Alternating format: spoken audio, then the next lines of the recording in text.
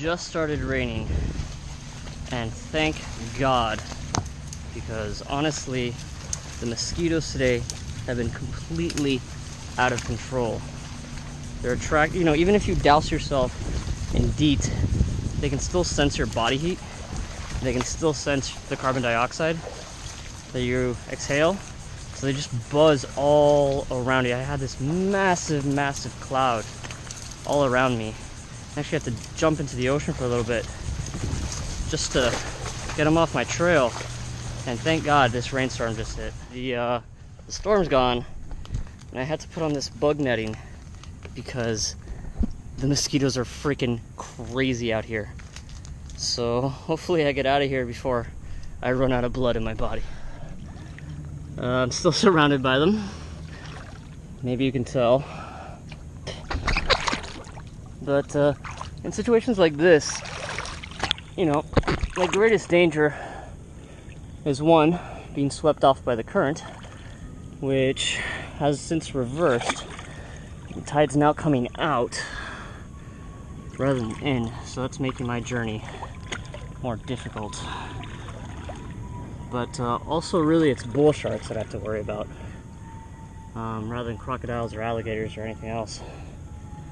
So bull sharks are pretty aggressive. They actually account for the largest number of shark attacks in the world, and they can swim in fresh and salt water.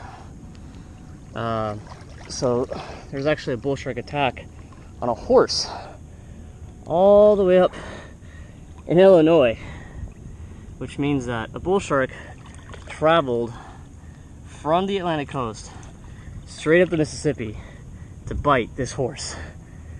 So hopefully I don't run into any today. Speaking of bull sharks, I'm actually gonna take my knife out. Not that it'll really do anything other than make me feel a little better. For those curious, by the way, you see this a lot in movies, someone trying to stab with a knife downward.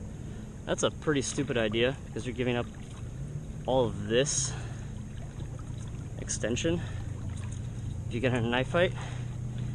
And you can thank the United States Military Academy for that gem. They made us mock and knife fight each other. But in all seriousness, if you ever do find yourself attacked by a shark, usually they'll just take a bite out of you. Well, not literally bite out of you, but they'll bite you just to figure out what you are. They don't have hands. They don't have opposable thumbs, so they check everything out with their mouths. But if you find yourself getting pulled under, or a shark that won't let go, there are a couple of places you can hit it in order to make it let you go. So its most sensitive areas are the gills, along the sides of the shark, as well as the eyes, and to a lesser extent the snout. If you're lucky enough to have a knife, just dig it in there until the shark lets go.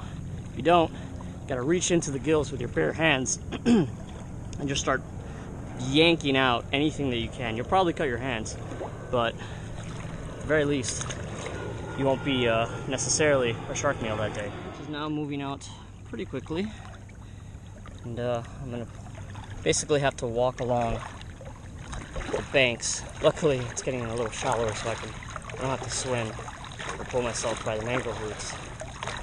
But here's an idea of what it looks like underwater.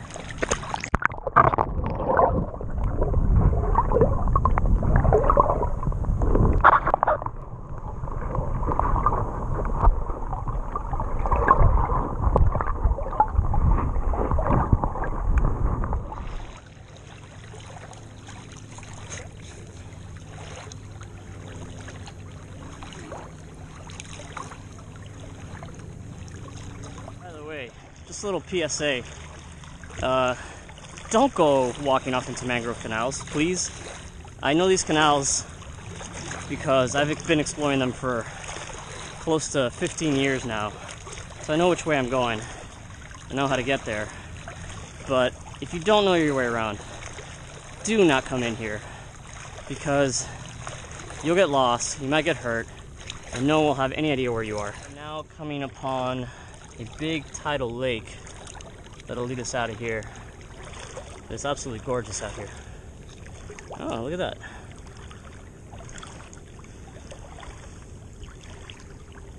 I think that's a what's it called? Tri-crowned egret? Maybe wrong, probably wrong. And I am finally out. Thank God. Just as thunder starts going. But I hope you guys enjoyed it. Please share, subscribe, tell your friends, send telegraphs, carrier pigeons, any mode of communication you can think of. But yeah, time to get going, or these mosquitoes are gonna fucking eat me.